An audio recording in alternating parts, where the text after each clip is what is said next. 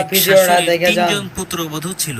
একদিন শাশুড়ি তাদের ভিডিওটা তিনজনকে ডাকলেন সম্পূর্ণ এবং দেখে যান, তাদের সবাইকে বিষয়টা উদ্দেশ্য বুঝতে করে পারবেন বললেন, এখানে কি হচ্ছে। তোমাদের একটা পরীক্ষা নেওয়া হবে, যে এই পরীক্ষায় পাশ করবে এই বাড়ির সব দায়িত্ব তাকে দেওয়া হবে। এই বলে শাশুড়ি তাদের তিনজনকে 3টি ব্যাগ দিয়ে বললেন, তোমাদের মধ্যে যে আমার জন্য এই ব্যাগগুলোর ভেতর ফল দিয়ে ভরে আনবে তাকে আমি এই বাড়ির সব দায়িত্ব তার হাতে দেব।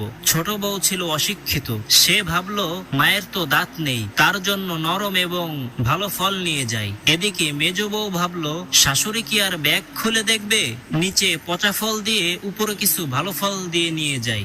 বড় বউ ভাবলো ব্যাগ ভরলেই হলো, শাশুড়ি কি আর ব্যাগ খুলে দেখবে, শাশুড়ি দেখবে কার ব্যাগ কত বড়। তাই সে ব্যাগের ভেতর ঘাই দিয়ে ভরে উপরে কিছু অল্প ফল দিয়ে ব্যাগ ভর্তি করে নিল। এরপর তিনজনেই বাড়িতে ফিরে আসলো। তখন শাশুড়ি বলল, তোমরা আমার জন্য যে খাবার নিয়ে এসেছো সেই খাবার নিয়ে